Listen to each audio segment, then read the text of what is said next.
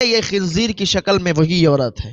مولانا تحسین جیلانی صاحب کے بیانات سننے کے لیے تحسین جیلانی آفیشیل کو سبسکرائب کریں۔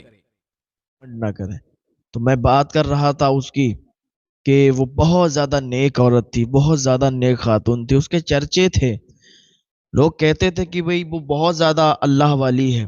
حضرت موسیٰ علیہ السلام کا زمانہ تھا، تو ایک بہت زیادہ نیک شخص تھا، اس کو پتا جب چلا کہ ایک بہت زیادہ نیک بندی ہے اللہ رب العزت کی، ہر ٹائم وہ اللہ کا ذکر کرتی ہے، ہر ٹائم وہ اللہ کو یاد کرتی ہے، اللہ اللہ کرتی ہے، عبادت میں مشغول رہتی ہے، تو اس نے چاہا کہ میں کیوں نہ اس اللہ کی نیک بندی سے ملاقات کروں، اللہ کی نیک بندی سے ملوں اور اپنے حق میں دعا کرواؤں۔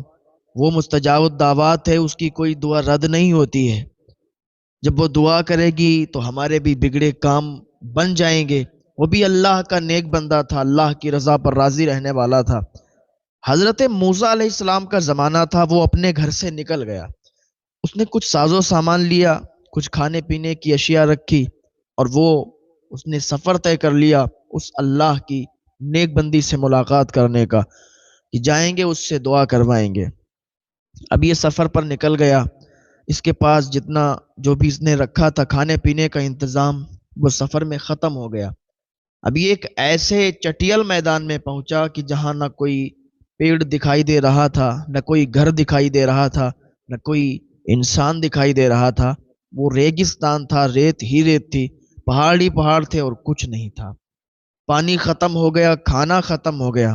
اب اس نے اللہ کی بارگاہ میں ہاتھ اٹھا لیے، اے پروردگار عالم، تیری نیک بندی سے ملاقات کے لیے جا رہے ہیں، تیری نیک بندی سے ملنے کے لیے جا رہے ہیں، اور اس سے دعا کی درخواست کے لیے جا رہے ہیں۔ اے پروردگار عالم، مجھے کہیں سے پانی عطا فرما دے، کہیں سے کھانا عطا فرما دے۔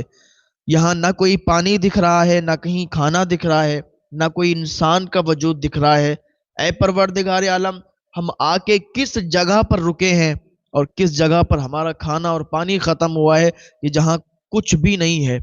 ابھی دعا کر رہا تھا، اور کہتے ہیں کہ جو اللہ والا ہوتا ہے اللہ تعالیٰ اس کی مدد فرماتا ہے، جو اللہ کی بتائی ہوئی باتوں پر عمل کرتا ہے اللہ تعالیٰ اسے یوں رسوا نہیں کرتا، اسے یوں تنہا نہیں چھوڑتا۔